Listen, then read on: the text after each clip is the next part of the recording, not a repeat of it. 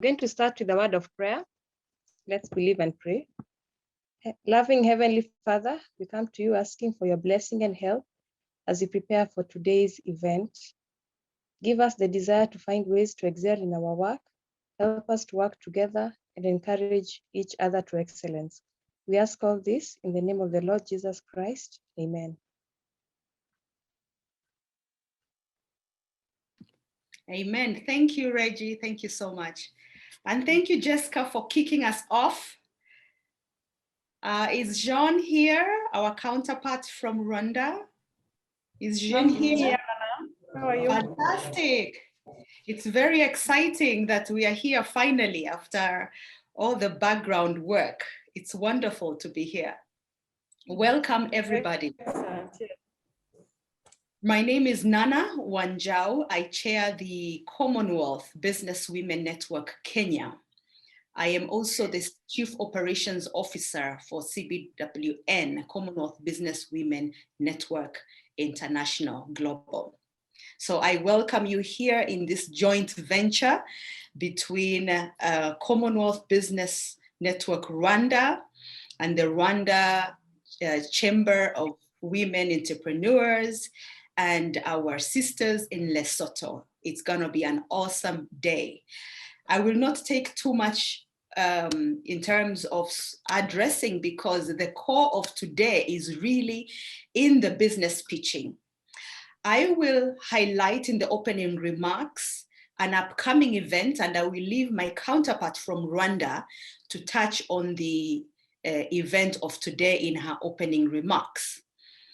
8th of March, Monday this month, we celebrated International Women's Day, but we also celebrated the Commonwealth Day. So let me continue to wish you Happy International Women's Month. And if you missed the Commonwealth Day, Happy Commonwealth Day. It's never too late.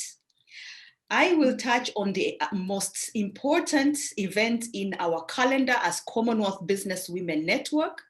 It is called the inaugural Commonwealth Women Entrepreneur Summit that is scheduled for April 21 and 22.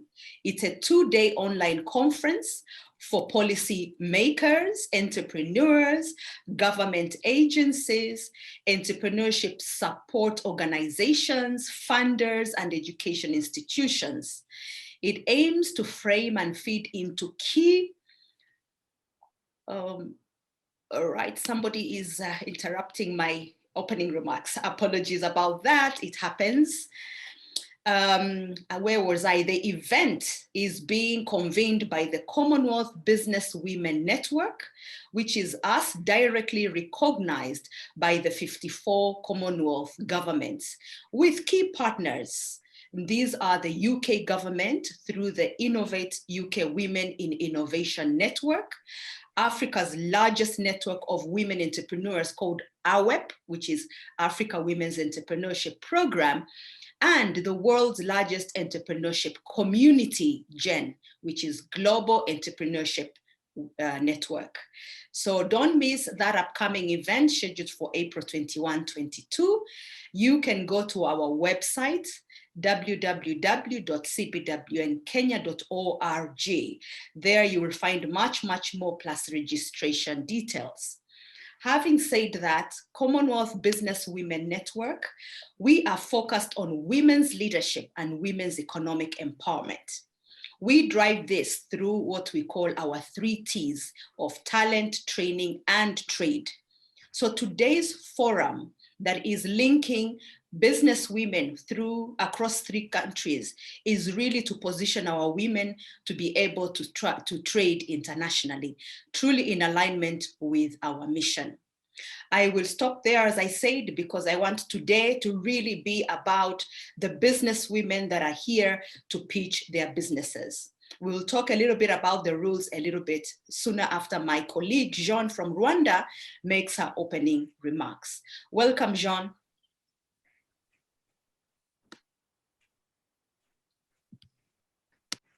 Thank you, Nana. Thank you for the wonderful words. And I'm very happy to be here today. We were waiting for this day for a long time. And I wish you all a happy International Women's Month, and thank you for being here with us today. Our event of today, we are going to talk business, and we have members from Rwanda, from Kenya, from Lesotho here today to pitch about their businesses and give us their needs, their wish of maybe connect, exchange, most importantly, do business with their counterpart in the other two countries. Today, maybe you will not find your right partner in this session, but the purpose is to know exactly your need. And as Commonwealth Business Women Network in Kenya, Rwanda, Lesotho, and the Chamber of Women Entrepreneurs, we are going to work on our network, different institution, partners institution, to make sure that you will be connected with the right partner that you need in the 30 coming days. Also, our advisors here today supporting us, we thank you very much. And we count on you to help us on that journey and on supporting our women to grow their business and be able to successfully partner with their counterpart wherever needed. Thank you. I will not take longer than this, and very happy to be here and looking forward to the results after this event. Thank you.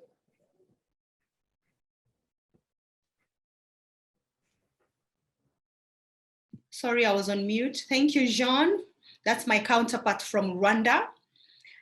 We do have Yvette. Yvette, could you introduce our team and our advisors, please? Are you in the house, Yvette?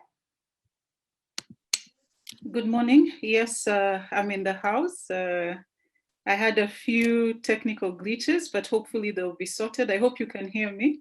The video will be coming in for sure. So thank you to everyone for making the time. As the chairperson has said, I'm just going to go through who is in the room, but just to say thank you very much again for making the time to be with us. So aside from the women entrepreneurs who are going to be pitching their businesses, we also have a set of advisors who have graciously agreed to come and be with us today.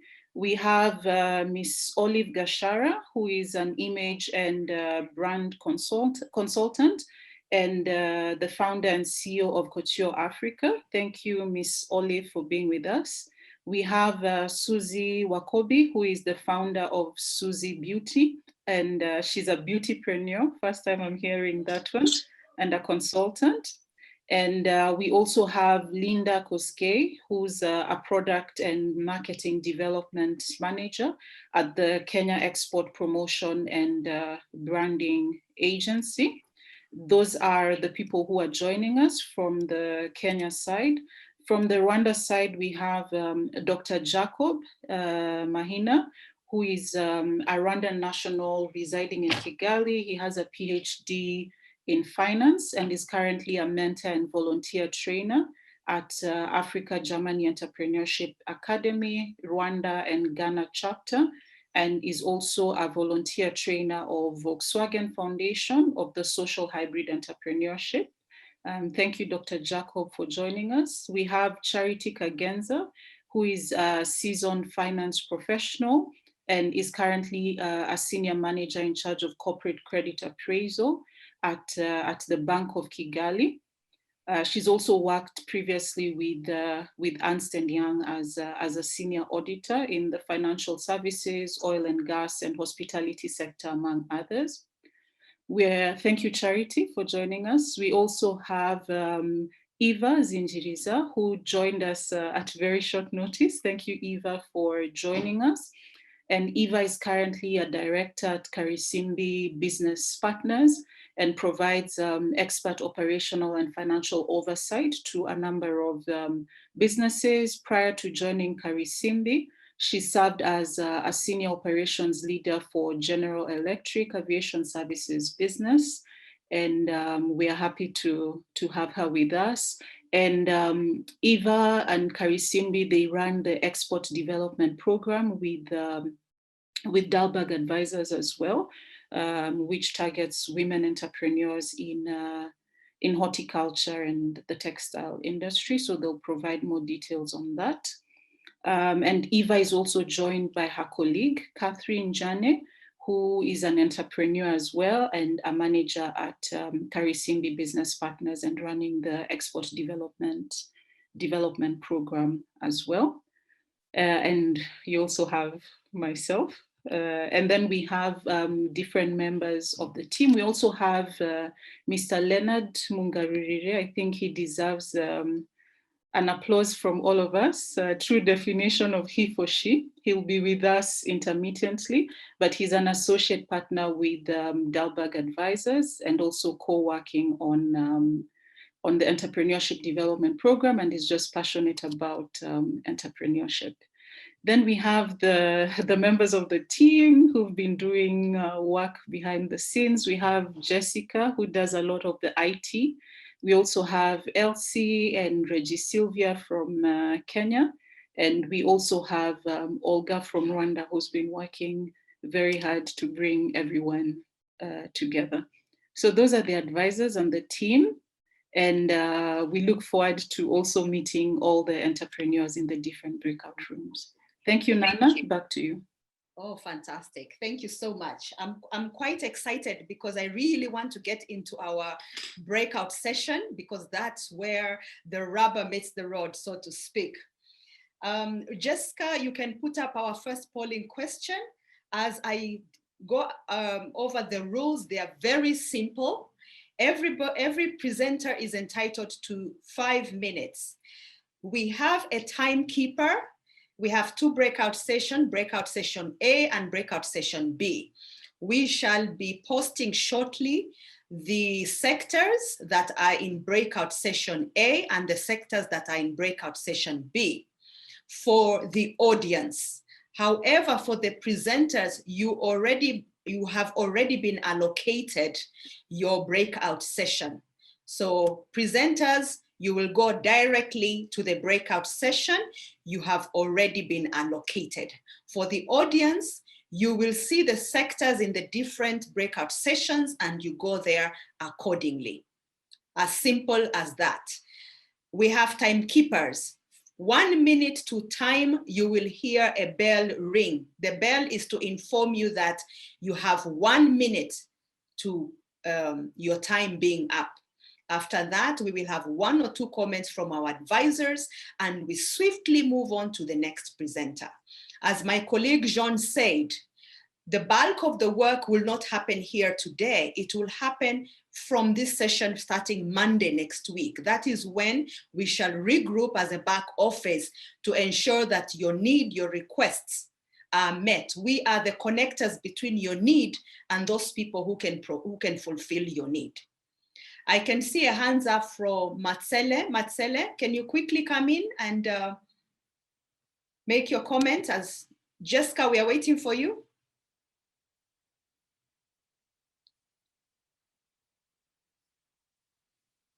Hello, Jessica. Yes, Nana, I am putting up the breakout rooms at the moment. Okay, okay. Fantastic. I hope everybody can hear me. If you can't, you can just type in the chat, or if you can't hear somebody, type in the chat. Reggie Sylvia and Elsie and myself and Yvette and Jean, we will keep a keen eye on the chat. Okay. All right, as we wait for Jessica to give us our first polling question, and then we shall break out into our rooms.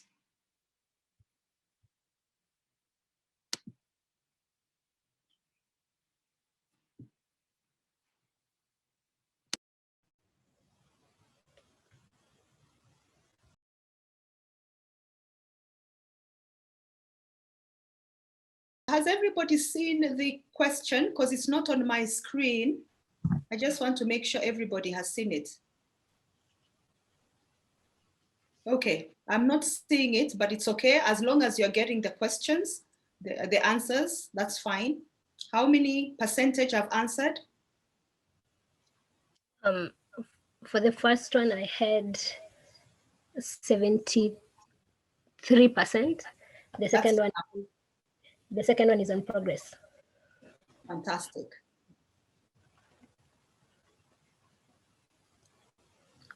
Are you going to give us the feedback on the first question? Yes, let's finish with this one, 10 seconds, and then I can share the first one. I'm wondering why it's not showing on the screen. Is it because I'm a host or co-host? Well, Jessica, from the chat, there are people who are like me, not seeing the questions. Some are seeing it, but some are not. But it's okay. Let's just keep moving. Are we through with the second one? Give us the feedback, Jessica. Okay, I will start with the second poll. The question was, what area of support do you require? Mm-hmm. So access to finance, we have 48% of participants.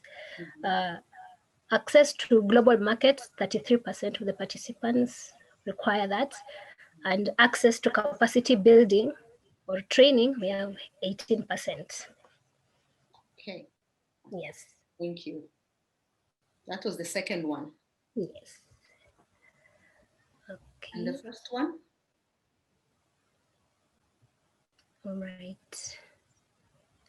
I am having 100% replying they've not attended a pitch before, but I guess that was not the original response, but that's okay. But all right, we can relaunch that to see, but we can do that later. Okay, great. Yes. Let's relaunch it later. Thank you so much. Now can you move us to the breakout sessions? The instructions for latecomers will be on the screen.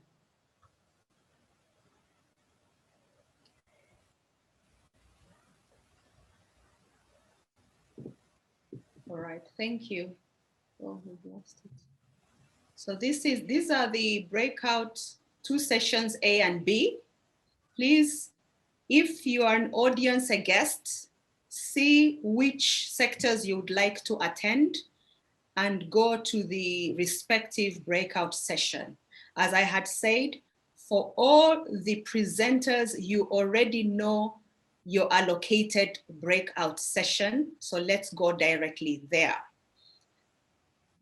Maybe you can guide our audience where to press on the screen. Okay, let me launch the breakout room first.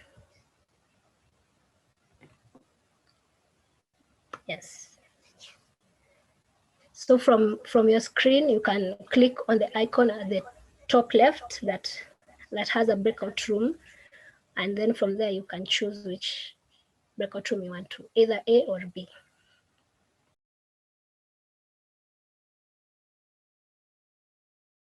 Real estate.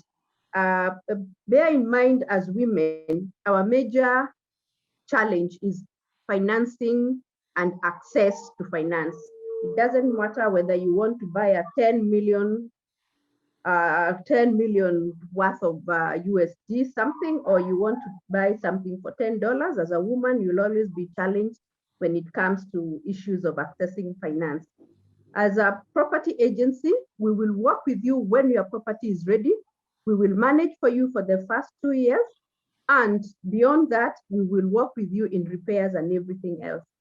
At this point, I would like to say that we have in-house all the professionals who come in regards to real estate. We have civil engineers for your piece of land, for your roads, for your everything.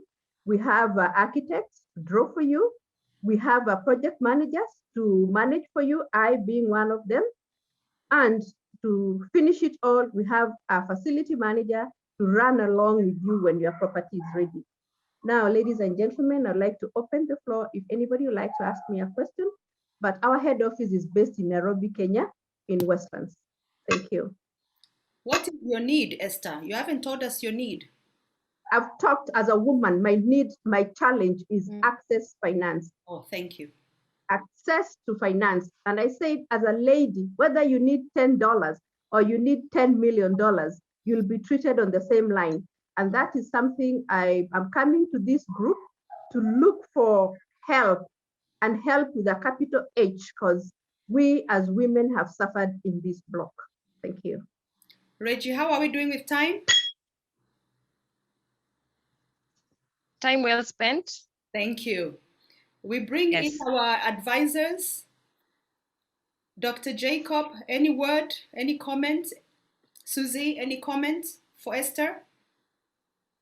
If from the audience you have a question, put up your hand, please.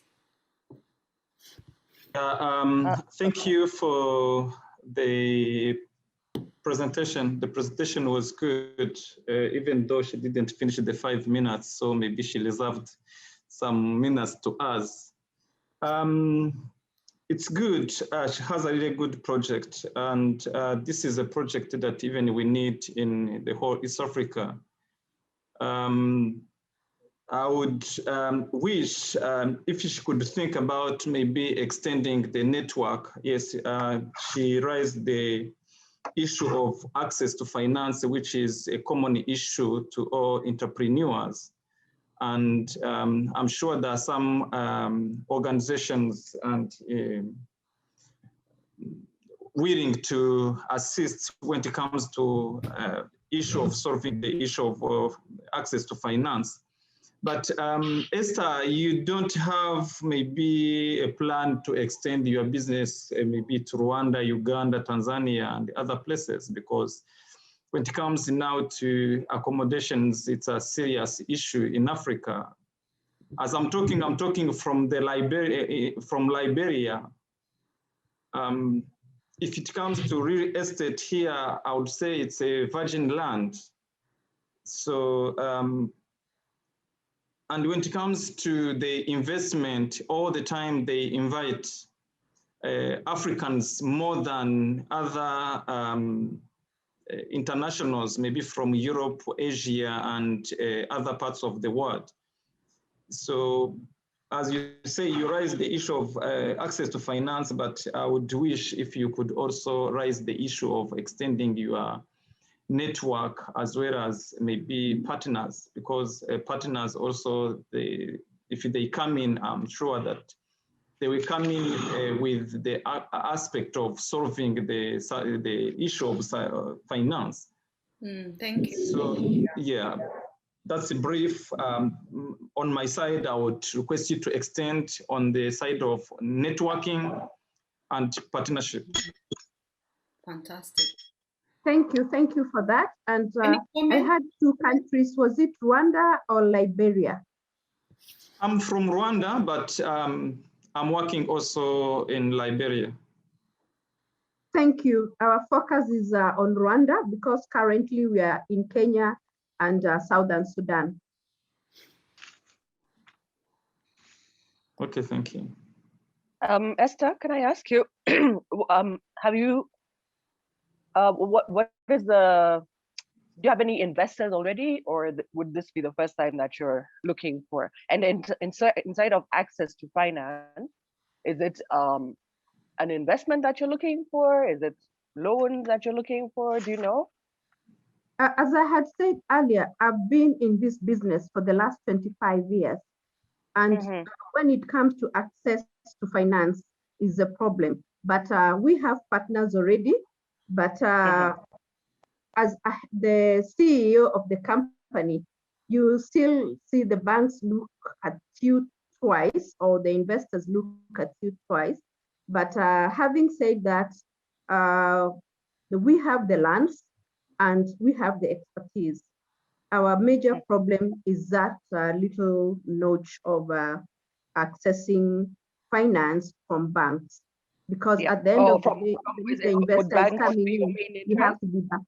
Sorry. Excuse me.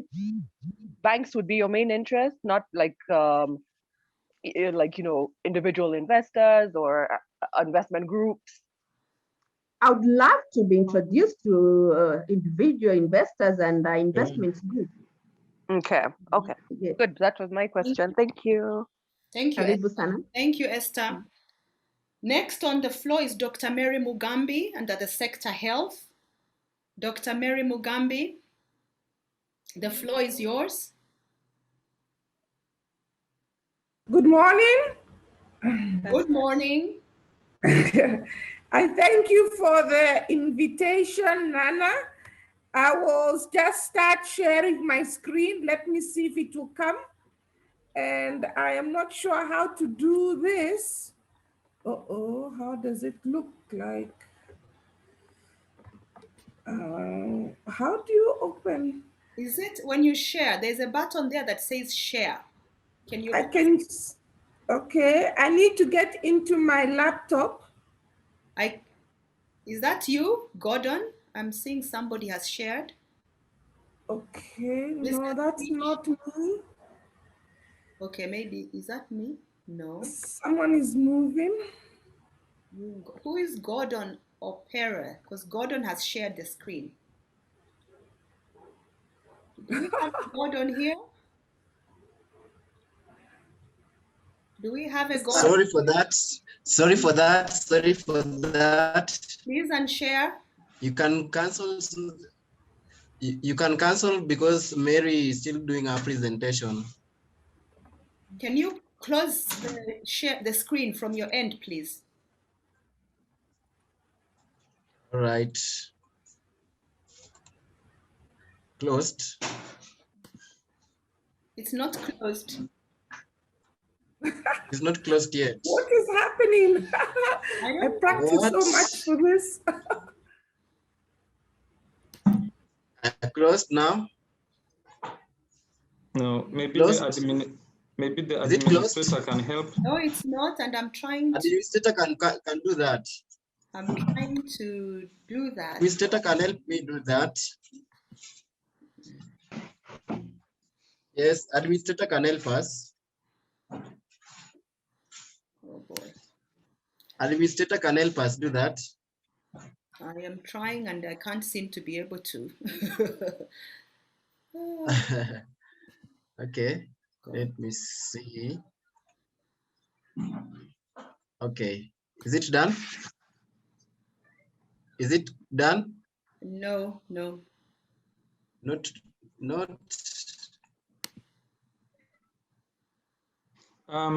What is possible? Maybe Dr. Mugambi can try to share. No. Dr. Mugambi, try to share your PowerPoint and then, okay. Okay, it is now gone. All right, Dr. Mugambi. You are now sharing your screen. Thank you. We can see your screen, Dr. Mugambi. You can go ahead.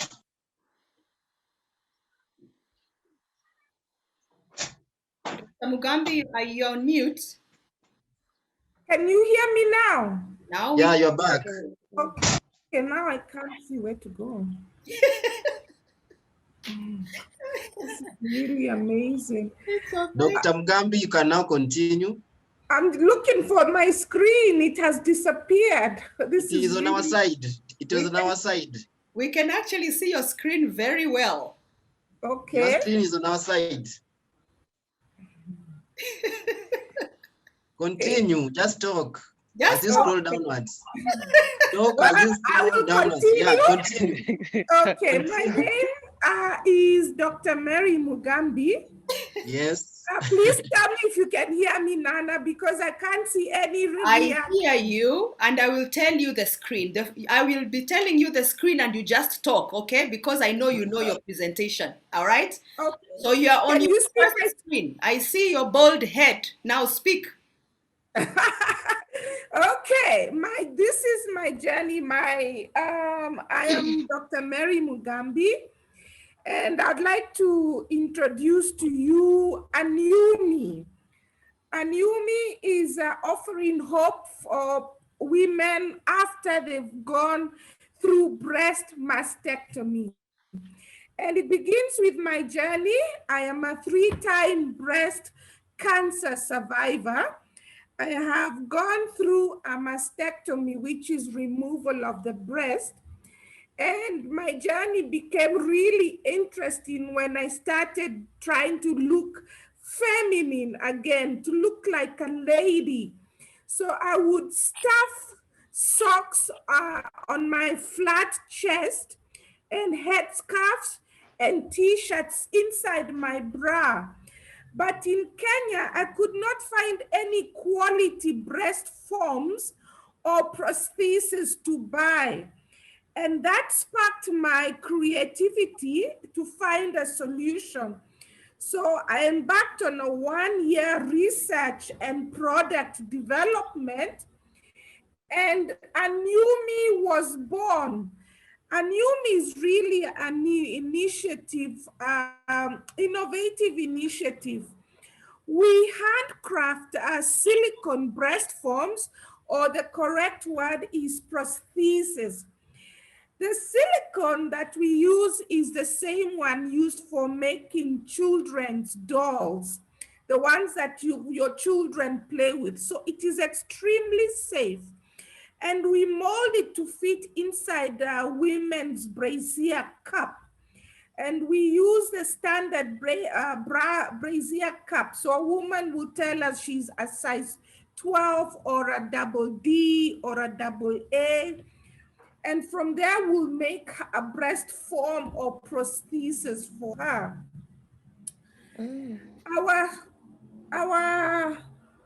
Did I go here? Our silicone breast prosthesis is actually very durable, and it lasts for several years, and it is washable with soap and water, and we can dry it with a towel. It's very soft, flexible, biconcave, oh dear, and it is hypoallergenic, and it's a good buy.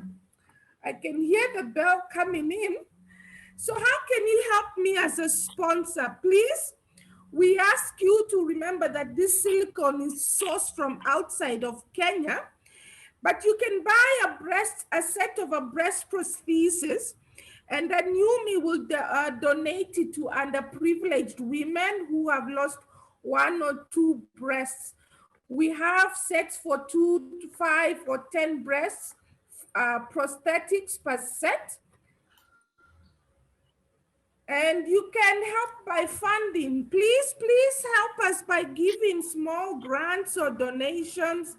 It will help us, NUMI, source silicone from outside. The silicone is not available locally. It will also reduce the retail price. This makes it donations to cancer group and charities and hospitals where they do the surgeries. You can help us in marketing. NUMI is a small creative team. I'm finished. And we need help in marketing. So please help us. What do you get out of this? Advertising will say that you've sponsored collaborators. And now is where I ask you, do you have any questions? I just say thank you for letting me talk. Thank you, Dr. Mugambe. This is awesome.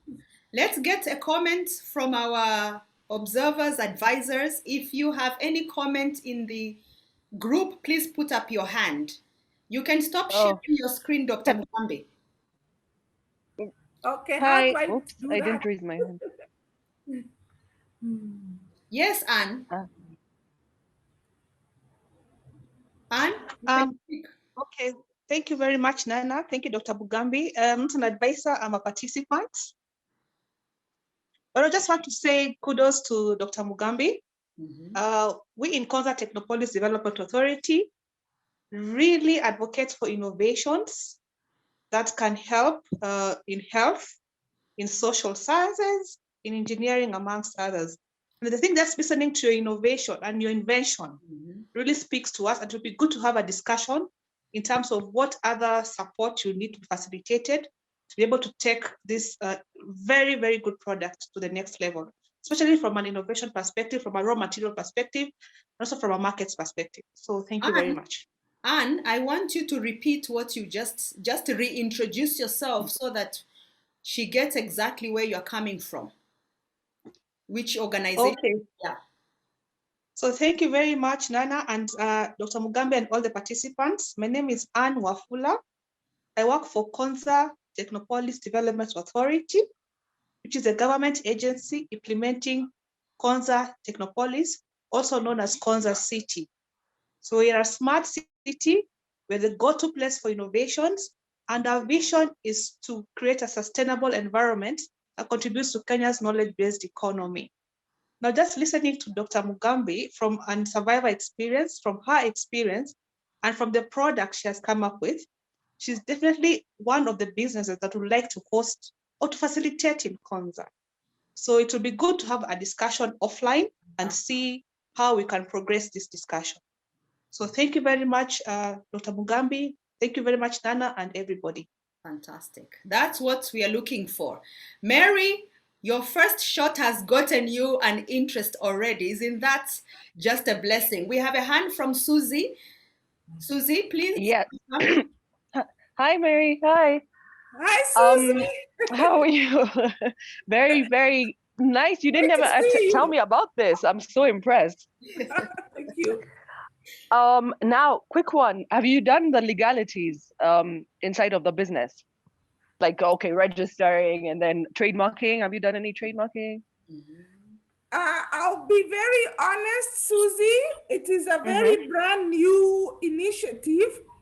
However, I'll tell you that we've gone through cabs to see if it is that's the legality you're looking for. And no, it's more Kipi than Kebs, because Kipi is the one that does the trademarking. Okay. Because you already have a brand that you're establishing, right? Yes, yes.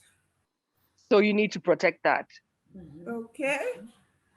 I've got a lot to learn. I've got a lot to learn because this is a very brand new venture. No problem. No, that's understandable. So let's say. So you sidebar me, and I'll give you a contact to have you registered and whatever. It's a very easy process, very fast and easy and painless. Yeah. Okay. There you go. Okay, so let's start there, and then. And you're on your way. Fantastic. You. We have a hand up by Nozipo. Nozipo, you have your hand up, and while Nozipo is about to speak, there is somebody called Pamela that says, congratulations, Dr. Mugambi. Quick question, are you able to get them in brown skin, since most of your clients are likely to be African women?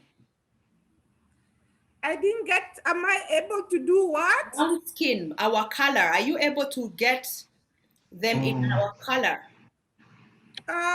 Yes, I can get it in your color, in brown skin, but as a survivor who actually wears the prosthetic, I will tell you, it doesn't matter what color your breast prosthesis is, because no one will be seeing what is under your clothes or inside your bra. The silicone that we use is very difficult to work with. When you use certain colors, it doesn't come out very well. So we use the one that is for Caucasian skin, but we have for the brown skin, if you have to have a brown silicone breast. Okay. Just name your color and we'll give it to you. But I can tell you, I've been wearing a prosthesis for about 2 years now, and nobody really knows the color of my breast prosthesis. It's just me. Thank you, Dr. Mugambi. Thank you, Dr. Mugambi. I suggest you put your phone number, your email in the chat, because there are a lot of people who will want to take this conversation forward. Dr. Jacob, you are the last one, please, so that we can move on to the next one. Thank you, Nana. Thank you so much. Mine will be very short. I'd just like to congratulate Dr. Mugambi for her wonderful innovation. And I'm glad Susie talked about trademarking her innovation. That was one of my questions. But also I'd like to encourage Dr. Mugambi to, you know, as a survivor, as somebody who has walked through this journey and come up with a solution, so many other women across Africa can benefit from her innovation. So I'd like to encourage her to just think broadly. I know this is a new thing that's just come up, but as she grows and develops the concept further, that she thinks beyond just her local regional market. Southern Africa is so huge. The rest of Africa actually, you know, can benefit from this innovation. But in that growth, I'd also like to encourage her to also surround herself with people who complement her, because she has come up with the idea from her own personal journey, but she'll need a support like legal people who know the legalities, people who do who analyze the project and growth in that regard. So as she grows, that she thinks about surrounding herself with people who can capacitate her to take this innovation beyond just the borders of where she is. So I'm very glad that she'll be sharing her email with us, and then we can communicate further. Thank you so much. Thank you so much. Dr. Jacob? Thank you. Yeah. Thank you very much. Okay, thank you. First of all, congratulations to Dr. Mugambi for winning the cancer. I was crying a few minutes back, so I have already wiped my tears. So, yeah, when it comes to your business, first of all, you need a lot of kind of advocacy, especially from these other organizations. And my advice, because from the storytelling that you have, I would advise you to join the social media, because that will be the only point for marketing. You have a point 100% when you talk, people will understand, and you don't need to struggle maybe marketing and convincing people. This is an issue that we have here in Africa in so many countries. So 100% you have customers, but as my colleague said, first you need to register your business. Otherwise, other people will jump in and start copying, and even tomorrow you may find calling the business as their own ideas or maybe their own business. So I would advise you 100% to use the social media, the YouTube and other social media that will attract not only Africans, but even other part of the world. So thank you, very nice. Another, yes, another, it's as I would also suggest if through the women network all the time to attend some of the conferences, because that's what will help you to keep growing and growing. Thank you. Oh, thank you so much. Thank you. Wonderful. Thank you very much. Esther, don't also forget, please, to put your contacts, your email in the chat room for people who may want to get in touch with you. Now let's move to Rwanda. We have Sarah Kirenga. Sarah Kirenga, please take the floor. Hello. Welcome, I'll do that. Sarah. Hi, everyone. I'm happy to be part of this pitching team today. Let me share my screen before you start counting the minutes. Where is my screen? Where did it go? Share screen somewhere.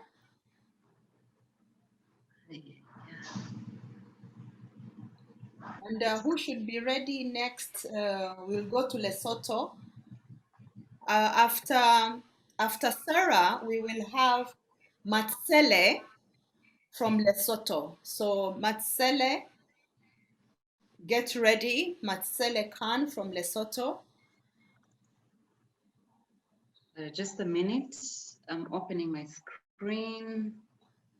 And I had opened it. I don't know where it went. Okay.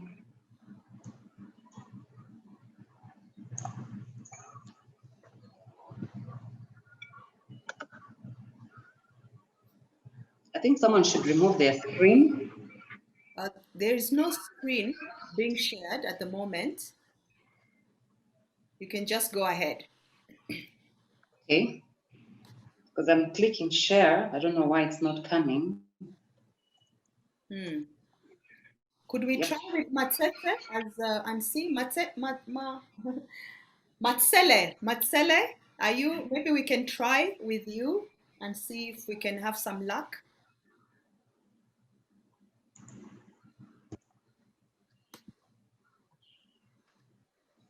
Sarah Kirenga. Okay, Sarah, I can see your screen now. Oh, you can see it? It's like it's coming through, starting. In the internet is quite, maybe because of the pictures or something. Why is it slow? I don't know, but I'm seeing Sarah started screen sharing, so I guess it's a matter of time before we see your screen. In the meantime, you can start talking maybe so that we save on time.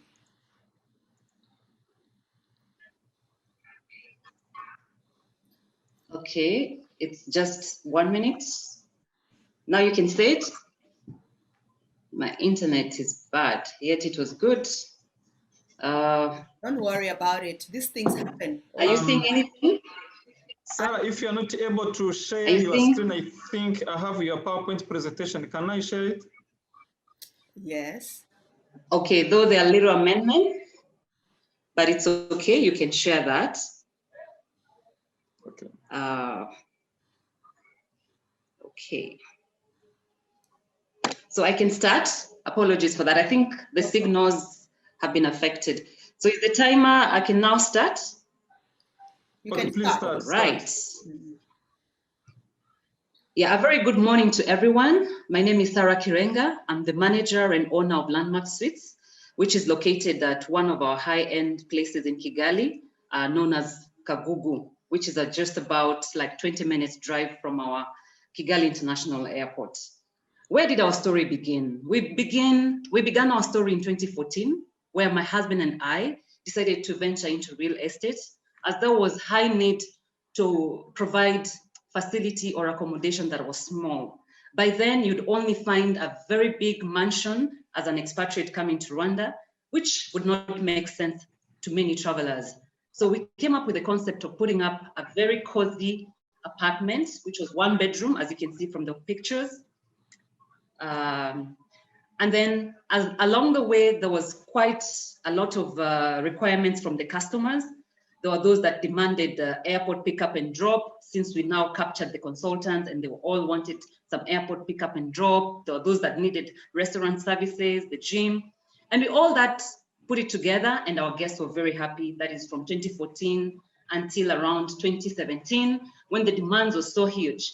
So we expanded our business in 2019, when we added up a very attractive wing with about 14 additional rooms, better restaurant spaces, now the standard room, because we could get complaints from customers that they needed the hotel kind of room. And then we ventured into hotel business, where we got our award, our categorization as a 3-star hotel. So today, if you're coming to Landmark Suites, you are informed that you're staying at a 3-star hotel with about 50 rooms. And we also have other facilities that, like the conference room, the event spaces. And basically, why you should stay with Landmark is because we're not just a hotel, we're not just like an apartment that is boring. We have a whole blend of other services, the spa, the massage, swimming pool, and name them. Currently, we are trying to maximize the investment that we have done. We have other facilities that we put up, the nightclub, the lounge, but currently because of Corona, we are not operating these facilities. And we hope once COVID is managed countrywide or worldwide, then I think we could be able to maximize all our services in place. So what are we looking for? Why are we pitching today? We're looking for partners or potential investors who could invest into the business up to a tune of about $1 million US. This will be able to support in our marketing strategy, in our digital marketing, enhancing the customer experience. And that way we'd be able to really provide our 3-star facility hotel, but to our customers, they'll be finding at least a 5-star in a 3-star hotel. So currently we have very few staff because of Corona, but we hope when things take shape, then we'll be able to enhance our staffing. That is my husband and I receiving our award as the best mid-range hotel. Here in Kenya, thank you so much. I was just talking to the head of agriculture, and maybe someone is making noise. I don't know who's that. Anyway, I'm done. Thank you.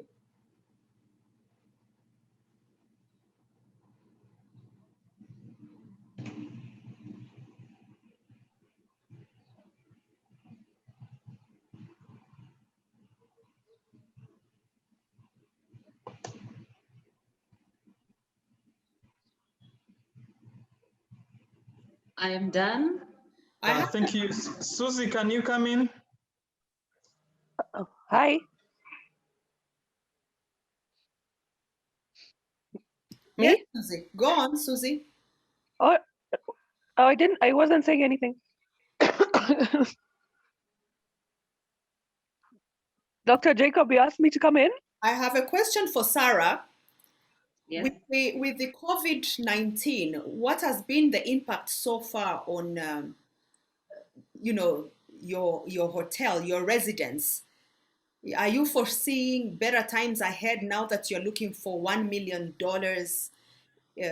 in investment? Thank you, Nana. Currently, of course, the COVID-19 has affected immensely Rwandese hotels and worldwide because travelers now are limited to traveling. However, I think we can now see countries immunizing their citizens. And as we speak, our industry here in the hospitality industry, the country has taken a very huge opportunity where we are now getting vaccinated. So I think with time, if all countries, I'm talking about regional countries and worldwide, if they would take bold steps like those of Rwanda, then I think our hospitality industry would be able to take a lot of back stability. So I'm looking at, even if maybe travelers from abroad would still have limited opportunities to travel to Rwanda, I'm looking at also our local tourism, because at least if our Rwandese will not be able to travel for holiday, but at least if we would be able to still serve them locally, then this $1 million would be able to facilitate my business to target my local Rwandese and hoping our regional countries and worldwide to take up the vaccination and fighting Corona, because it's countries' efforts and commitments. But for Rwanda today, I must say, if you're coming to Rwanda, you'll be traveling in a safe country. We have taken bold steps in managing the situation, and our numbers are going down with time. So we hope our services will be able to pick up, our nightclub will be able to operate maybe soon, our lounge, our other events. So it's just to remain hopeful. And slowly a few of the services are picking up. At least now the coffee hours have been extended to 8 in the evening. So the dining experience is also, we hope it will also be extended as citizens are going to be immunized. So again, Rwanda is a high-end destination. That's how we're positioning ourselves as a country. And so Landmark Suites will have to be, or will have to match the game of positioning itself as a high-end destination. So we're looking for this money to ensure that we enhance our customer service experience and some infrastructure here and there, the equipment that are of high-end, especially the breakfast place. I look forward to each one of you sleeping a night at Landmark whenever you come to Kigali. Thank you. Thank you very much. I see Charity, you have your hand up, Charity.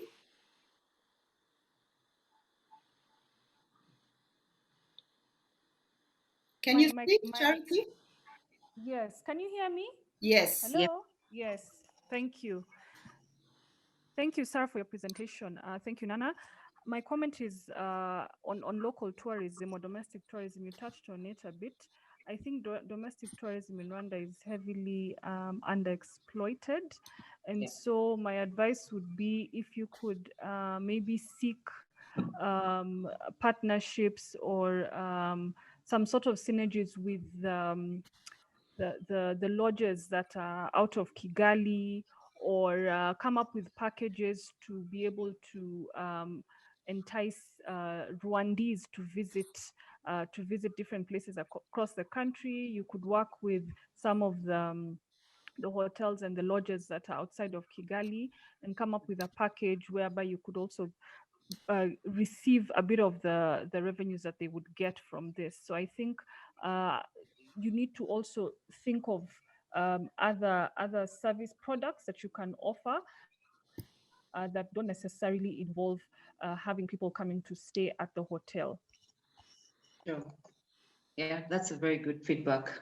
And that is why I need these $1 million to enhance these products packaging, because our community here is very sensitive and they get bored with time. So you have to always be creative in a different perspective. I agree, we have to partner with tours and travel to enhance our local tourism. Indeed, Rwandese don't really do the local tourism a lot.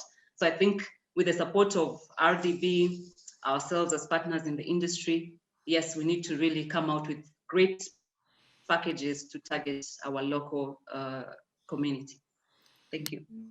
Even Kenya, there was a time we were not doing local tourism, but yes, you need to get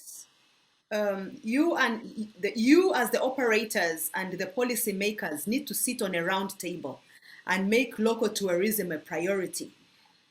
Last year, in the middle of COVID, we took a local tour to Masai Mara, and all the hotels we visited and where we stayed, it was 99% local tourism, and they were full. So I think operators, policymakers sit at a round table and make local tourism a priority. Thank you so much. Sure. Thank you so much. I think you. we are good.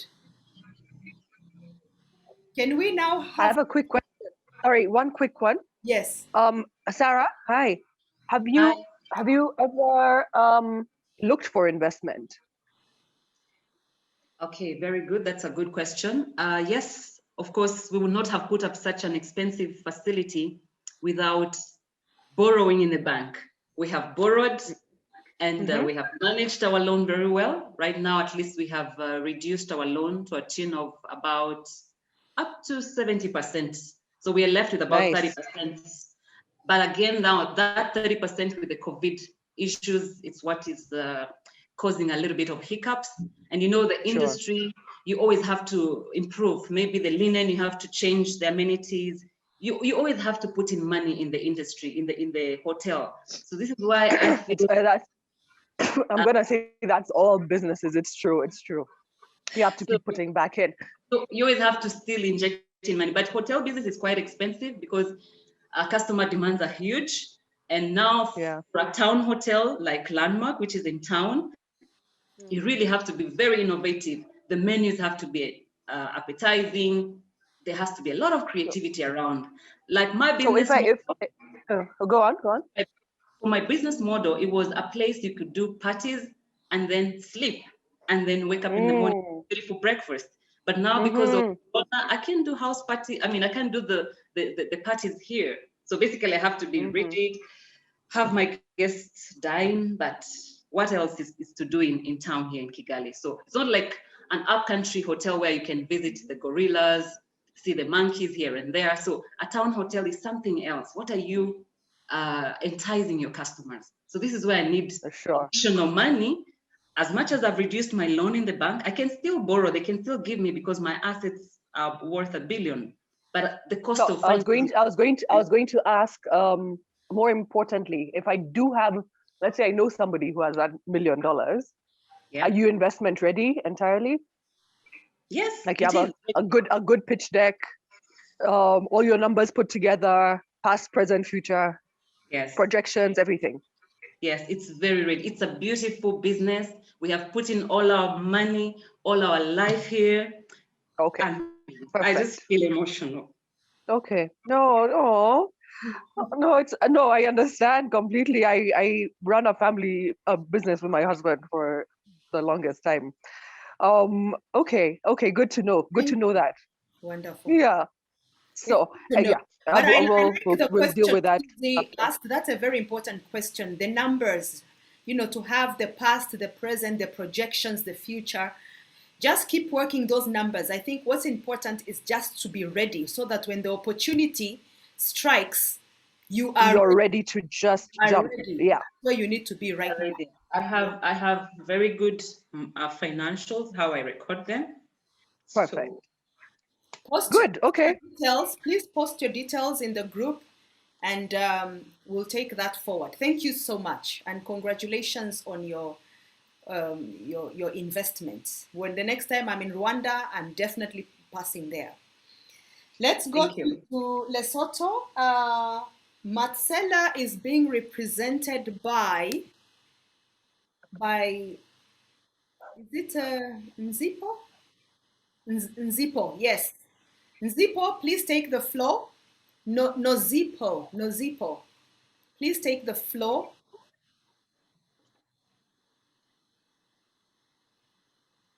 Nozipo, are you? Yes, Nana. Are you ready to take the floor? I wasn't aware that I'm presenting. Mama Tsile is here. Okay. I wasn't aware that I was presenting, but I can give a quick presentation. Really, I think it's not you. I'm sorry. I think I said the wrong name. It is Rethabile. Rethabile. Rethabile.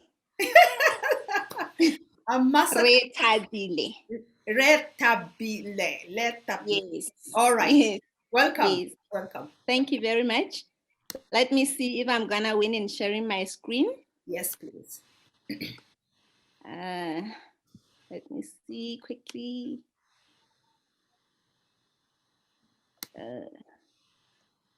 Can you see my screen? Not yet. Okay. Can we make it quick and then I email it to somebody so that they can share it for me? I think I need to reinstall Zoom and install it again. Ooh. Can someone just give me an email who can share for me? I had already given you an email. Can you just spell it out? I'm on my mail already. MV Nana. MV Nana. Nana 26. Pardon? 26. 26. 26. At gmail.com. Okay. At gmail.com.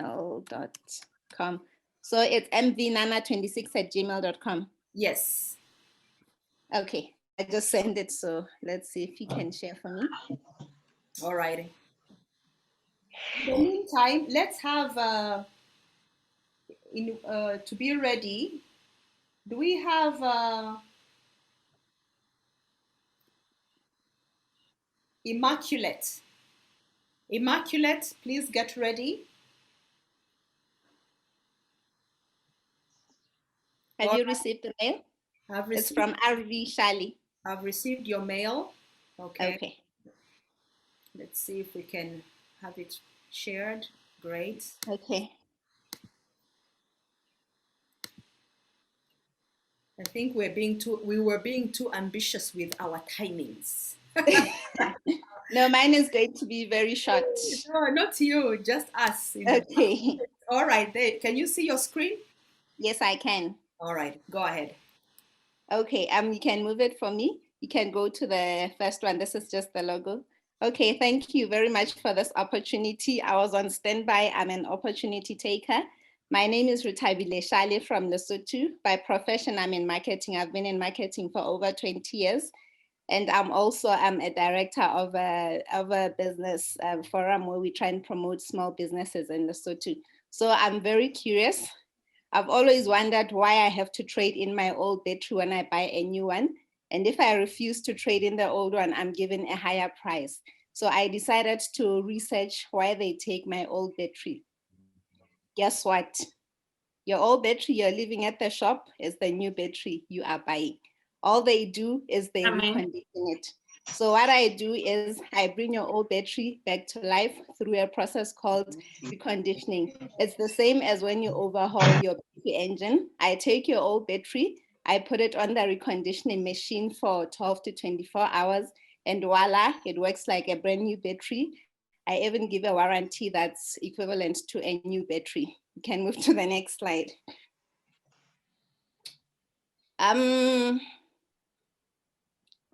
The challenges, it's the future. My dream is to be the first woman to manufacture battery in Lesotho.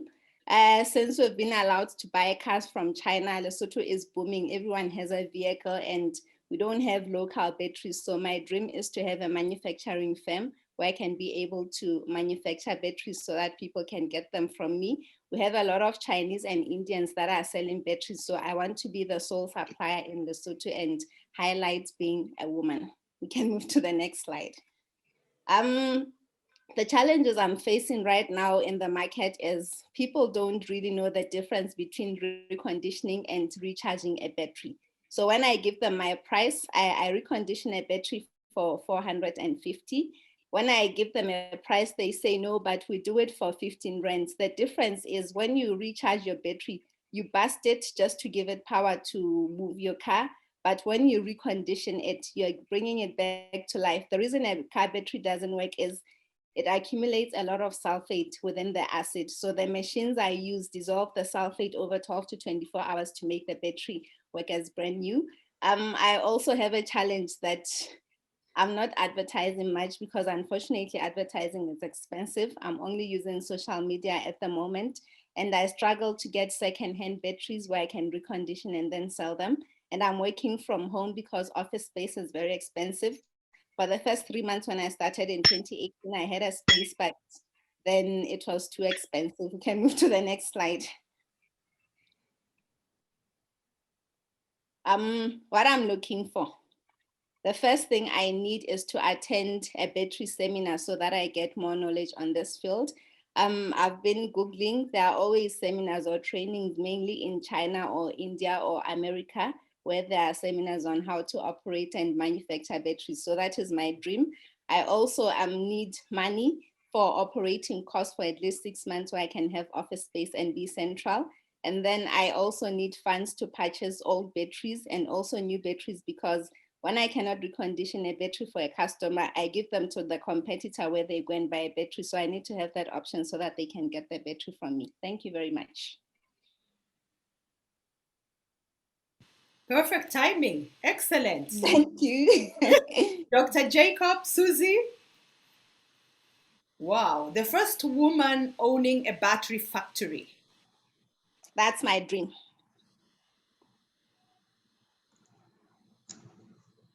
Thank you for the presentation. I think as the chair said, this is wonderful.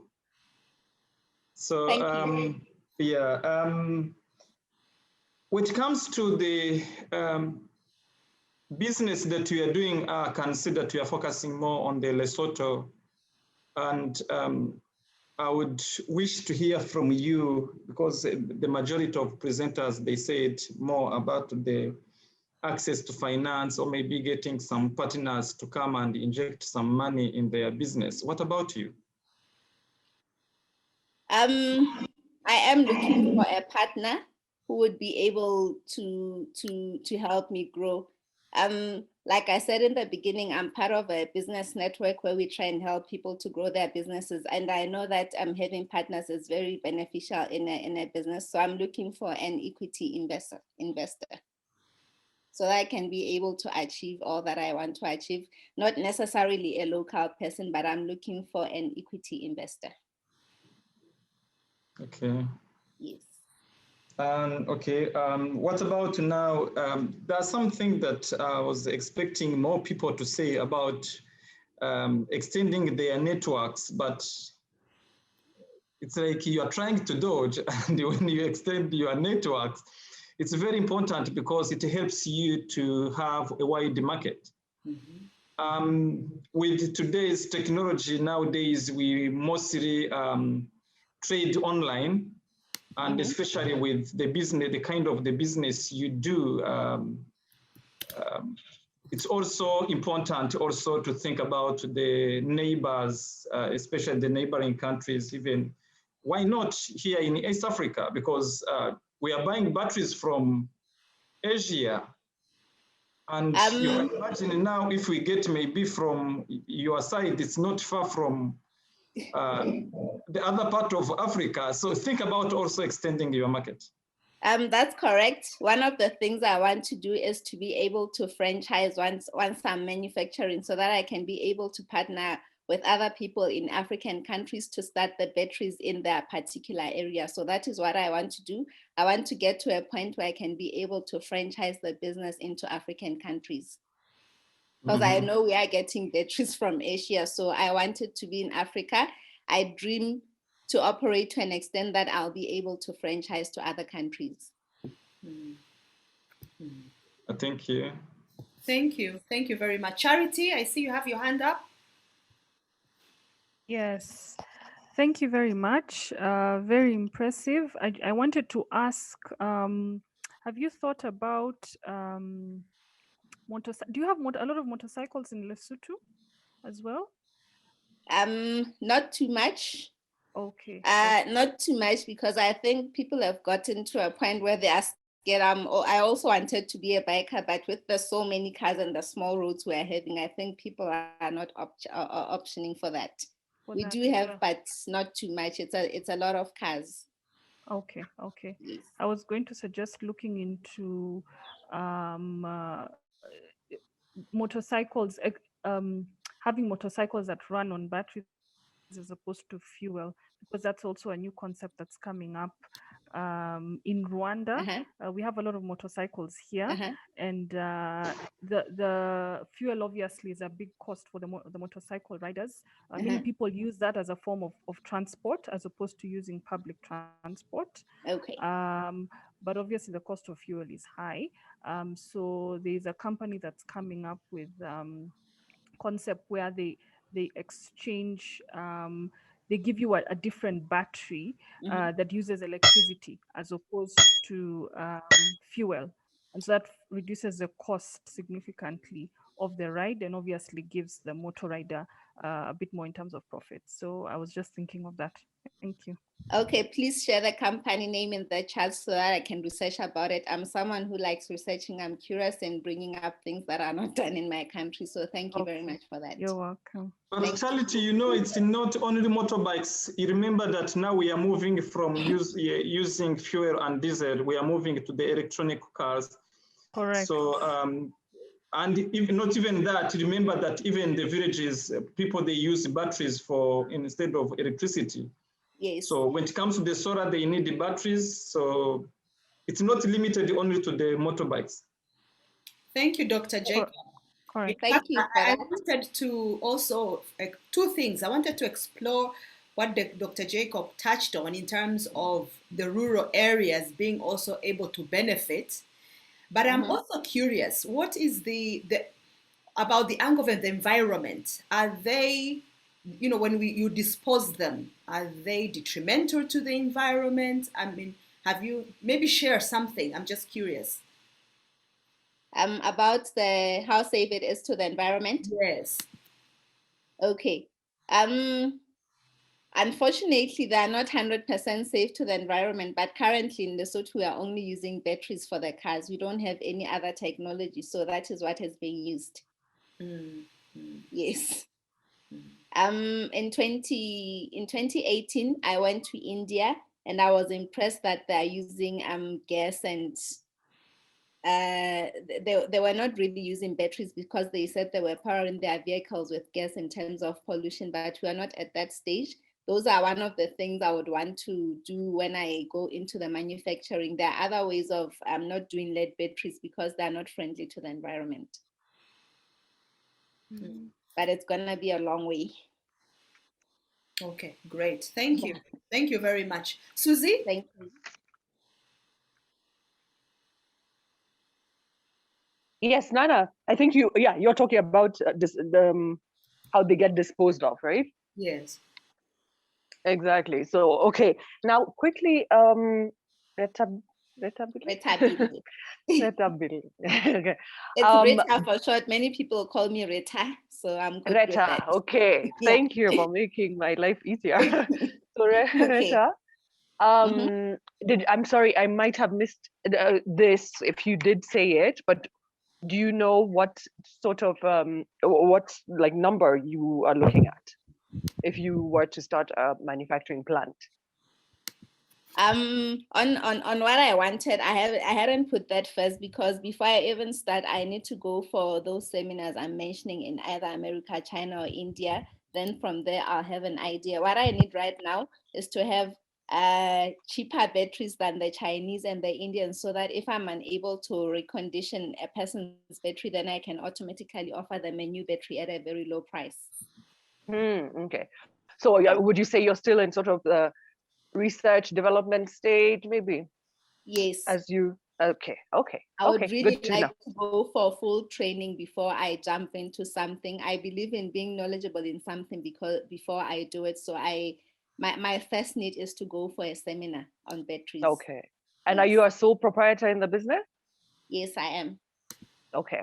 So okay. So when you come up with the numbers, then you need to be clear about what sort of equity you're willing to give away for how much. Yes, I am. Okay, good, perfect. Okay, all right. Thank you very much. Thank you. Welcome. Thank you for the opportunity. You're welcome. Immaculate, please take the floor. Thank you very much, Nana, for giving me this opportunity to showcase my property. Okay, let me just start introducing myself. My name is Immaculate Mbeche, and I'm the General Manager at Mzima Beach Resort with over 7 years experience in hotel industry.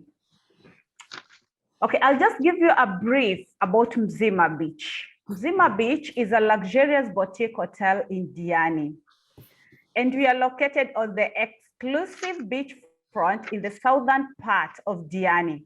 And as we all know, Diani is one of the most beautiful beaches in the world. For those who have been in Diani knows that, and I'm very proud to say that. Mzima Beach is a magical setting of stunning villas, deluxe rooms, and suites surrounded by serene private beach area. We are located right on the beach. Mzima Beach is ideal for families, group of friends, or business associates desiring to be pampered in a peaceful, restful, and private atmosphere. For those who want privacy, Mzima Beach is the best. While at Mzima Beach, our culinary team will work to meet your dining needs, whereby you may dine off our menu, opt for a private chef, or even select a catering option for your holiday.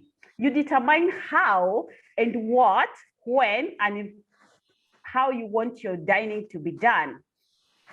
We also have a mulberry spa, which is located right on the beach. So while you're at Mzima House, Mzima Beach, you can as well get your body treatments at our mulberry spa.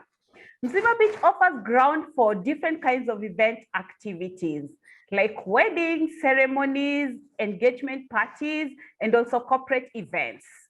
So Mzima House being on the beach, our guests have access to all the variety of water sports. So we can organize for snorkeling, kite surfing, windsurfing, and also glass boat rides. For those who come from up countries, really prefer that. So we are ready to organize that for all our clients. The business gaps and the challenges that we experience. Since COVID started, COVID really heated our industry so much that the occupancy rate is not as high as what we really wish it to be. So the increased cost of COVID-19 protocols has really affected our business, but we still remain focused. So we also ensure that we follow COVID protocols in spite of all the increased costs. We're not really getting so discouraged because we know this COVID-19 will be definitely managed. What are the opportunities we are looking for? Okay, we have invested a lot in refurbishing our hotel in order to meet our clients' expectations. We have also invested in training our staff to ensure that they provide an outstanding service even in this difficult time. So we still believe that this COVID-19 will as well be managed and will still continue to stand on our feet. Where's So, your video, Immaculate? Yes. Where's your video? My video, I'm just going to run the video after this introduction. Within 5 minutes, eh? Yes, yes. Okay. It will be within 5 minutes. I'll not take more. So what are we looking for? What is Mzima Beach looking for? We are looking for partnership, business corporate retreat to grow our market and to serve you better. Okay, before I end this speech, I'll just take few time to run our video so that at least you have a picture of how Mzima Beach is. So just take a look, and I hope you're going to enjoy this video.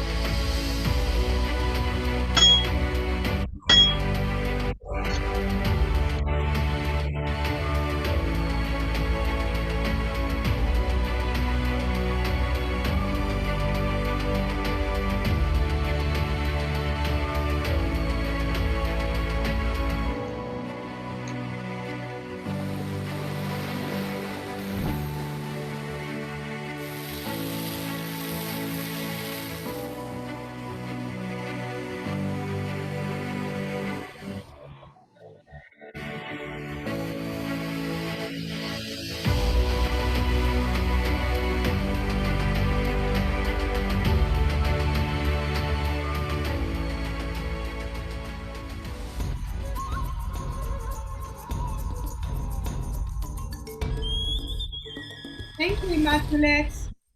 Thank you very much, Nana. I can see a lot of comments, how beautiful. People are longing to be there. So make sure you type in the chat, your contacts, numbers, emails, websites, everything. Thank you. Dr. Jacob, Susie, if you're on the floor, please put up your hand for any comments, queries. Yeah, thank you. I was already on the beach, so I was relaxing a bit. I think what was really missing, it's the contacts. Please highlight the contacts even on the other video that you presented. That it's very important. Okay. Yes, yes. Okay. And maybe I didn't highlight in the previous comments. Those are already dealing with the services and products. Please think about now using the technology, because you know COVID forced us to move to technologies, and now think about now trading online and trading without a border. Okay. Yeah, so this is needed to be shared on the social media, and people know more about this kind of business. Okay. Still, I'm insisting on because you have a partner here, and your partner is Sarah. I think after this, or I hope that now you are chatting maybe behind the public chat we have here, because she's your partner. Sure. Extend more about extending your link and the partnership, especially when you are in the same sector. Okay. Yeah, thank you. Thank you very much. Thank you very much. Susie, any comments?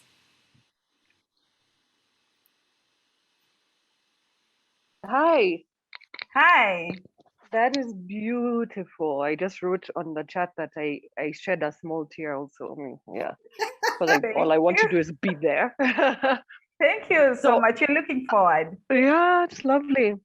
Yeah. Well, I'll have you know, Susie, okay, so that you have the right yes. to shed a tear. I spent my Christmas there.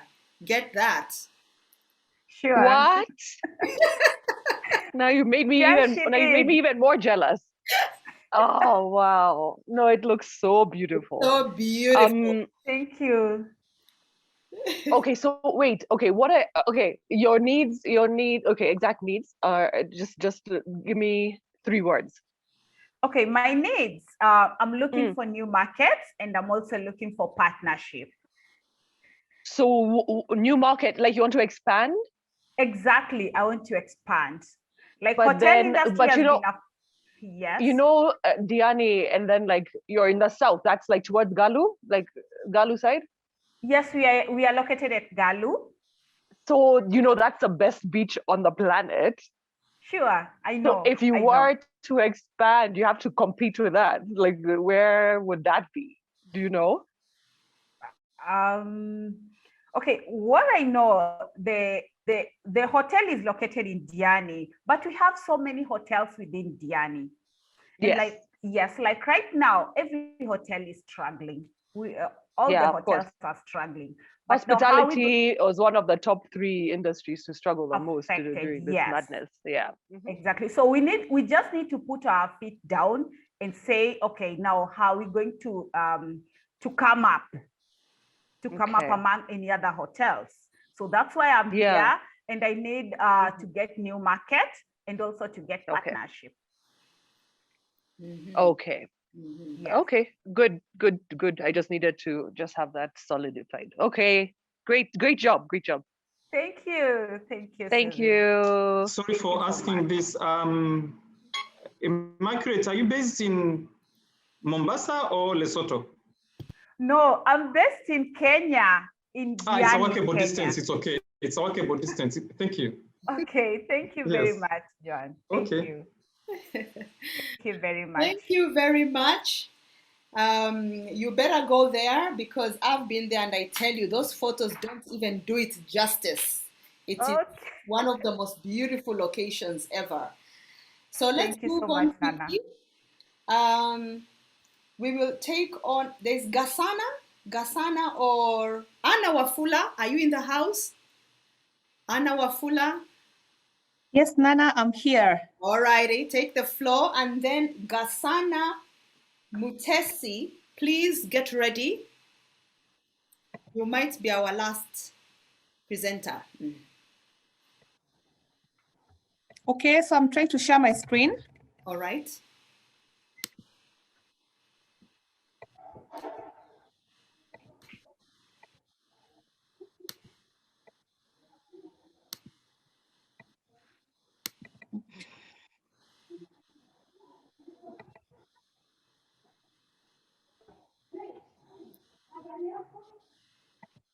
Anna, you will keep it tight because I know your presentation. You will keep it tight, right? Okay, so maybe I can just start introducing myself as I try to share my screen. Yes, and I see your screen. It says here, save a copy of something.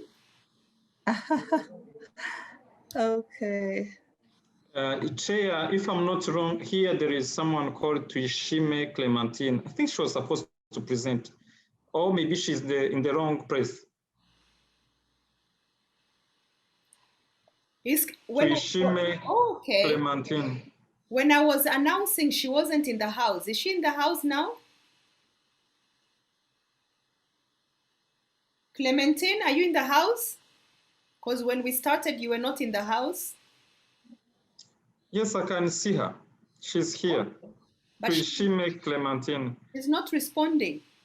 I think that's why, you know, on my list, she's not in the house. Clementine, maybe you can make yourself known that you're in the house.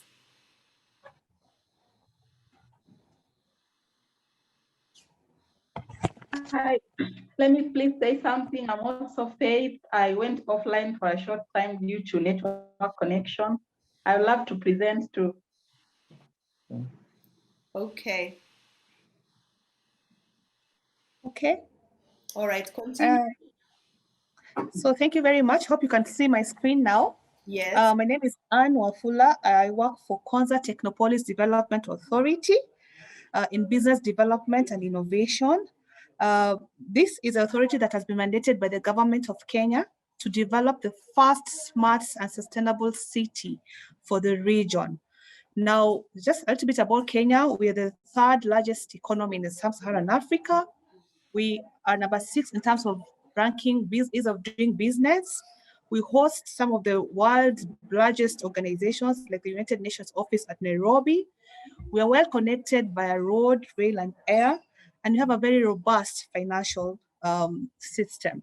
So Konza Technopolis is part of the Kenya's Government Vision 30 flagship project to move this country and region to a middle income economy by the year 2030. We have a great location, 60 kilometers from Nairobi, the capital city of Kenya, but 7 kilometers from JKIA, the largest airport in the region, and 400 kilometers from the coastal town where Mzima Beach Resort is located. We also have access via rail and road and have a data center that is available to offer services both locally and regionally. Now, we are a global tech and innovation hub, and this is very, very exciting for us to be in this session because today we have heard about very, very interesting products and initiatives being done by entrepreneurs, and Konza is formed to facilitate this kind of businesses and entrepreneurs to be able to scale to the next level. We have a very robust innovation ecosystem, and that is our vision to be a global technology and innovation hub and to contribute to Kenya's knowledge-based economy. We know that the world is going towards ICT-based economies, knowledge-based economies, and Africa, especially the women in Kenya and Africa, need to be at the forefront in ensuring that this happens. Here in Konza, 65% of the top management are women. So we really need to pull on and bring on the other women into this interesting, once in a lifetime opportunity to set up in Konza. So the successes we have registered so far is we have laid the infrastructure. Given there is a government project, it has taken a while to reach here, but the good thing is that infrastructure is there, best in class. We shall offer ease of utilities, accessibility, and reliability. We have also onboarded our initial investors, very strategic investors, who will now go towards R&D and even promote for more innovation in our products that some of them are even being discussed here today. We have also onboarded a number of partnerships, both locally and internationally. Now, our ask, we are a facilitator in terms of business growth and development. We are a springboard from which businesses can actually arise and shine. So our main asks are two today. One, we invite the businesses and women out there to come and invest in Konza. Konza has three main clusters: life sciences, ICT, and engineering. Please come and take up space. And I know my time is running out, but my second ask is for us to come up with a way of having an incubation or an acceleration center for women and powered by women in Konza Technopolis. We'll be glad to have this space. We can be able to tap into our partnerships, into our resources, to ensure that these businesses are out there and are able to scale. And working together, we can have co-location or co-shared facilities in the Technopolis, which can be replicated in Lesotho, in other parts of the world as well, as we bring the Commonwealth business women together. Thank you very much, Nana, and that is all from us. Thank you, Anne. I am just so excited that you already identified Dr. Mugambi's innovation as worthy to be incubated at Konza City. And we need you on these platforms. In fact, I think Konza should be sponsoring these platforms for business pitches, because this is where your innovation is going to come from to feed into Konza. Take that back to the CEO, Anne, as you go. Any questions? Sure, I will do that. Thank you, Nana. Any questions from the floor? I am told by our other team that they are concluding, so we also need to conclude. Gasana, do we have Gasana? Gasana is in the house, and Dr. Jacob, Clementine is not responding. Clementine is not responding. Yes, we can move straight to another presenter. I think there was someone who was requesting to present. Hello. Hello? Oh, that's Clementine, yes. Okay, that's Clementine. Okay, go ahead, Yes. Clementine. Sorry, we had some interruption, but now I am back. Before I count the time, let me first share my screen.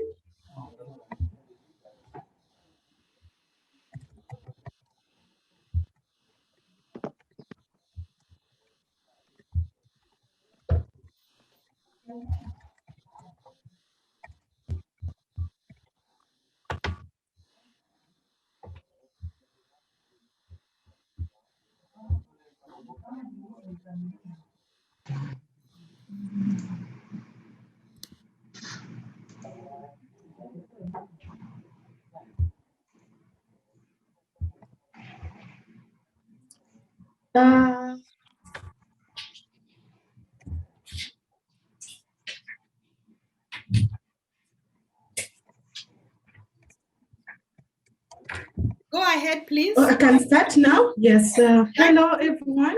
And please, time is ticking. Yes.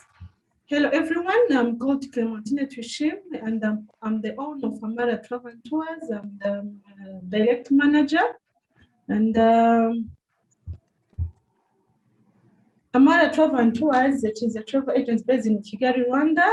And it is owned by Clementine Tushim, who is passionate about tourism development and strong committed to conservation and empowering the local community to improve their livelihoods.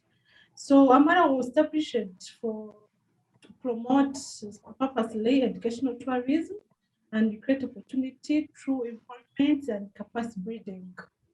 We had found out that there was a gap in tourism sector where the tourists come to visit our country focusing only with gorilla trekking, because as you know, Rwanda is a gorilla destination in the world. So with Amara Travel Tours, we aim to organize different touristic activities that will aim to teach Rwandan culture and history, to explain the history and Rwanda while visiting the historical sites.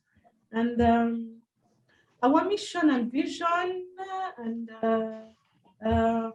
we Our product and service, it is culture tourism, tour package for domestic, inbound and outbound, educational tourism, school visit and community activities. And we also have some adventurous activities such as gorilla trekking, chimpanzee trekking, national parks. And also we do air ticketing for both domestic and international travels. We do as well hotel bookings and visa application and car rentals for tourists who are in Rwanda. Our target market is focusing for people is age group between 18 and 30 years old. So we're focusing to youth, educational institutions, leisure travelers, corporate companies and NGOs, tourists who are seeking to know the culture and history of Rwanda. And our market analysis is the big number during holidays, vacation, and high season. Marketing strategies, we cater to educational activities, visiting historical sites, learning environmental attraction, entertainment with culture, dance, and storytelling. We created also fun and recreation sites. So, and we are facing increasing demand during the holidays. We advertise through social medias, TV and radio. And our competition position, most of tour companies in Rwanda are focusing on providing touristic services related to leisure and solo travelers.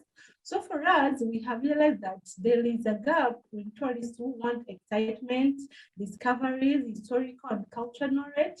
So this is our main focusing in this tourism sector for tourists who really want to more educational and experiential.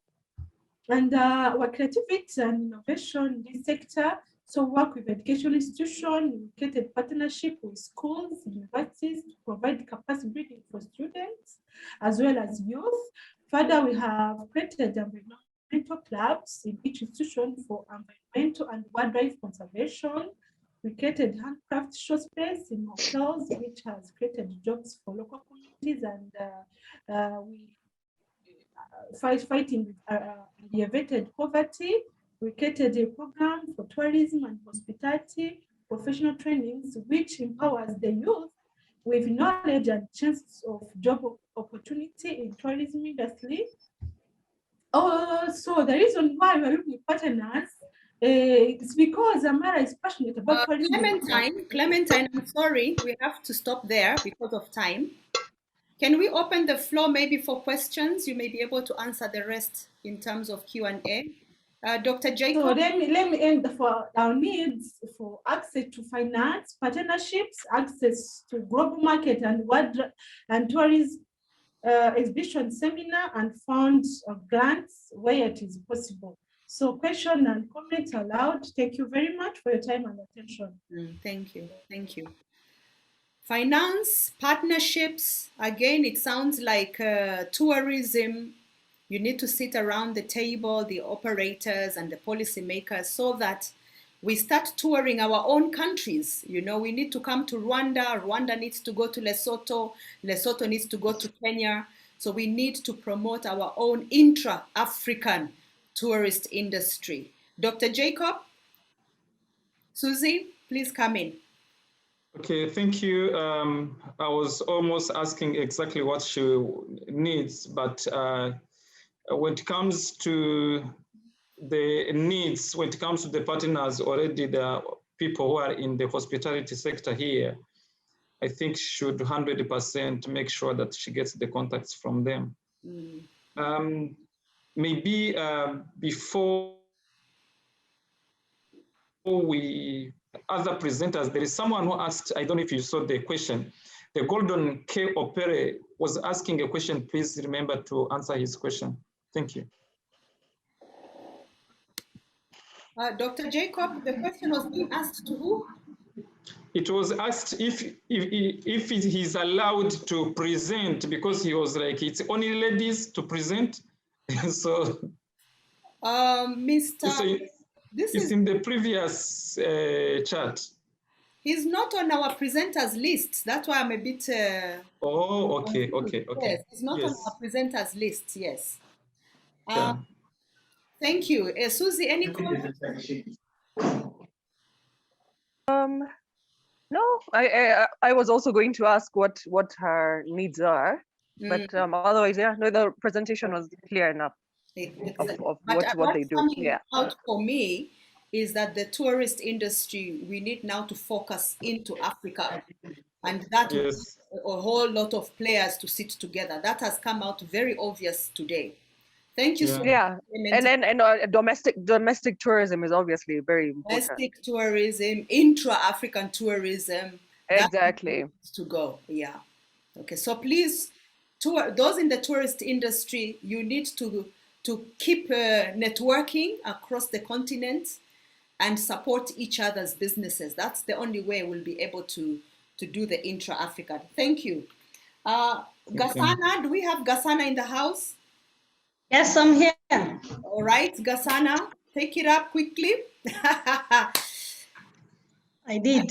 Thank you so much for the opportunity and for this meeting. So my name is Gasana Mutesi, and I'm the founder and managing director for Open Publishers. Open Publishers is a publishing house that is based in Rwanda, and we aim at making sure that the children books matter. And the reason as to why we actually started, I have been working in the publishing industry for the last 10 years with both the regional and international publishers. And I realized that most of the books that were coming into the African market were not culturally contextualized. They didn't have the local realities. They didn't show our traditions, because basically our pen has been handed over to other people to write our story. And so that's how Open Publishers started. If you see, those are some of the statistics that we are seeing. We find some of the books like I Won't Comb My Hair, that is what African kids represent or African stories represent. And we know that that is actually not who we are. So we started the publishing house to support young people to be able to write their own stories.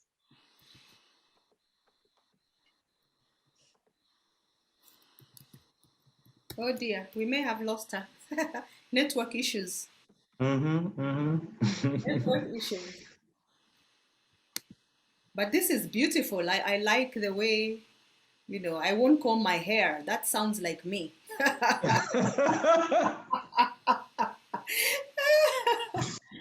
Oh, this is beautiful. This is where we need to go as Africa. And oh, Mutesi, oh dear. I can't say. Gasana? Gasana, are you in the house? Or was that Gasana? No, that's Gasana. Mutebesi. Mutebesi, were you in the house? Maybe you can take the floor. Yes, I am. All right. Good day, everyone. Hello, welcome. Hello, can you hear me? Yes, we can. Yes, we can. Okay. Thank you for the opportunity. I'm Matebesi. I'm Maletsotlo from Lesotho, and I'm representing the services. My journey started when having stayed in South Africa for more than 17 years and having reached out rural and urban corporate and government industries, where we came across that there's a gap in terms of soft skills. People don't know who they are, don't know what they have and what's around them, and how can they connect the dots to achieve what they want to achieve in life. Therefore, Mohlodi was when I relocated from South Africa, I came back. Lesotho is my home. So our main vision is to inspire people to take adventure of their lives, exploring resources leading towards change holistically.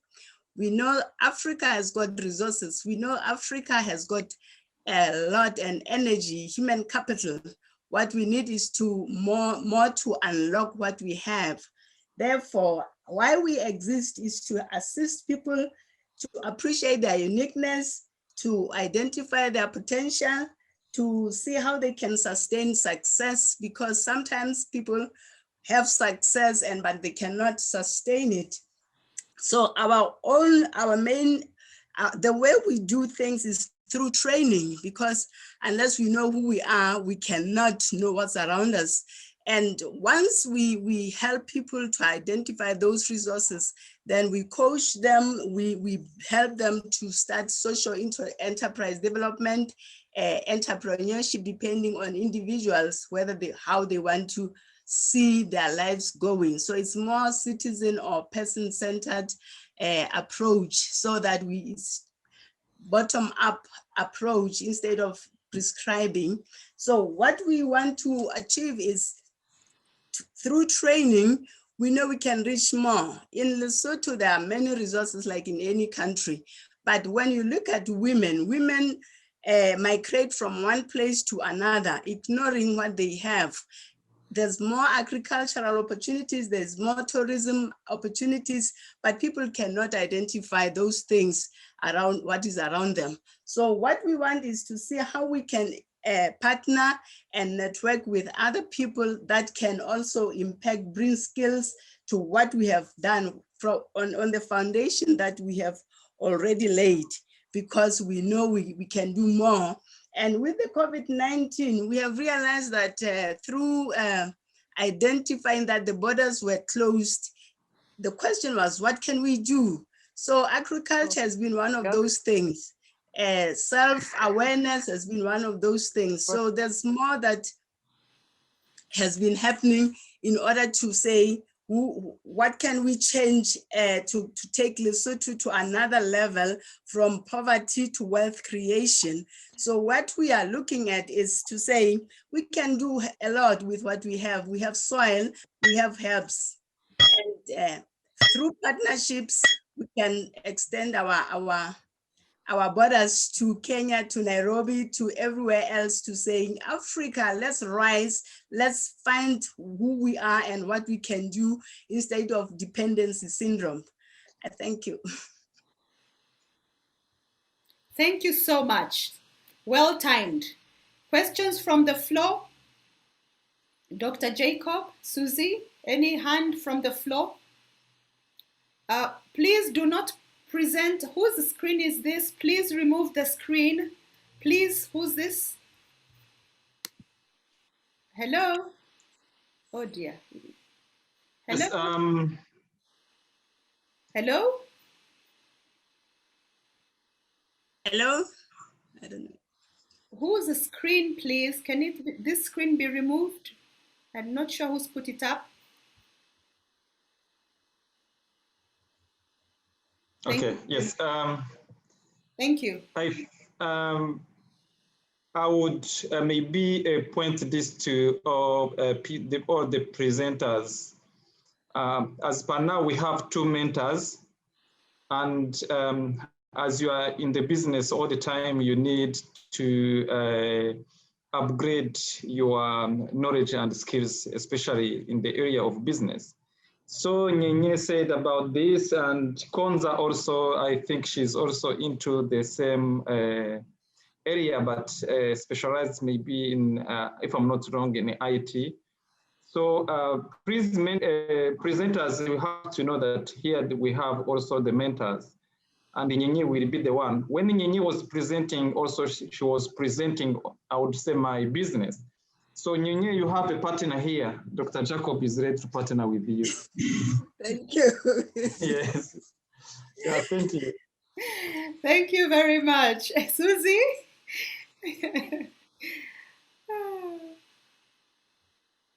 Hello, Susie.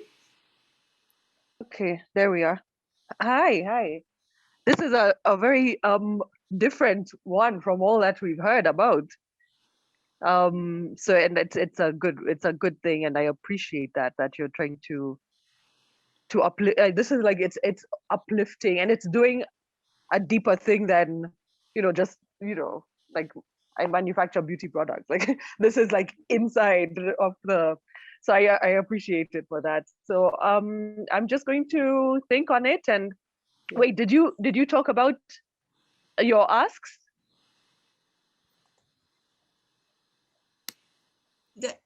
Did I talk about? what you need? Yes, what I need is it's training, it's finance to reach out to more women who are at the disadvantage. Yes, they do have resources that surrounds them to unlock training the potential.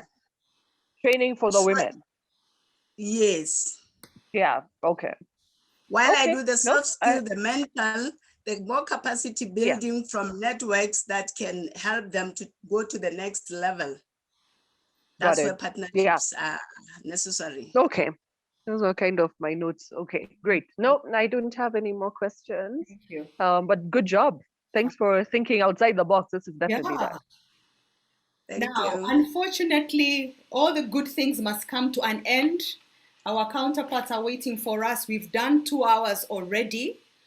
We are going to take note of those who wished to present and were unable to present. And they shall be the first to present in the next session, business pitch session. I thank everybody. Let us now go back to the main session. We need to go back to the main session. I'm trying to get Jessica. I'm not sure how everybody gets there. Do they get there by themselves? Or do we close all? Yes. Okay. Dr. Jacob, tell us. Let me see, because there is an option to, let me see. Reaction.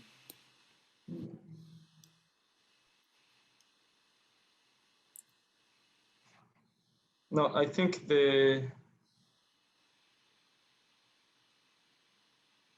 maybe admin can help us. I thought there was an option to leave and go to the main room, but I don't see it.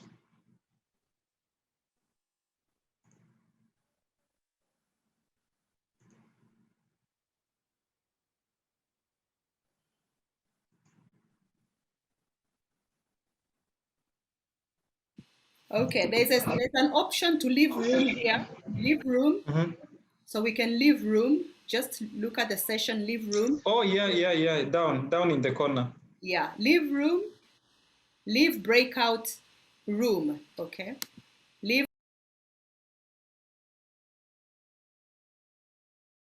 The fact that we sell on social media is hindering the non-social clientele and hindering our profits. Accessible spaces are expensive, affordable ones and charges. Okay, thank you. Well noted. Thank you. Thank you. I see Olive Gashara has her hand up. You can go ahead, Olive.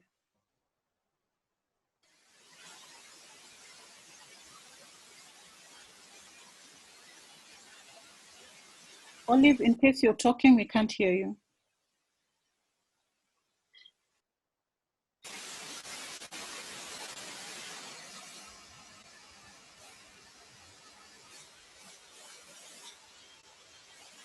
Olive?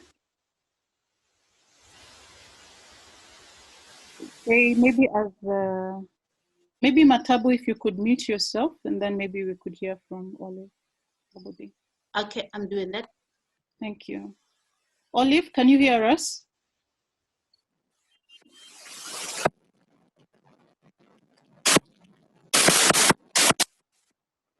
We can't hear you. We see your video is on, but we can't hear you now.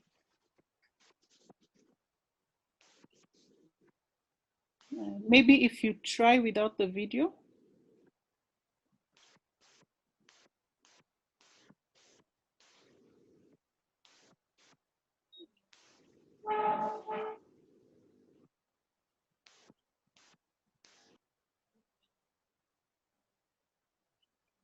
Okay, maybe as we wait for Olive, anyone else who has feedback or questions for Matabu?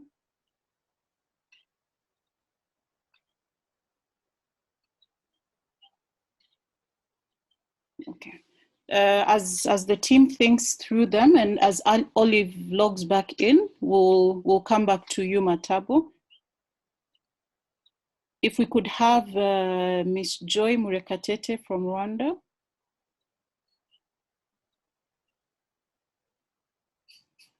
Joy, can you hear us? Good morning. I'm trying to share my screen. Thank you. As you're doing that, I see that Leonard has shared a comment. Thank you, Leonard. Mathabo, Leonard is saying thank you for your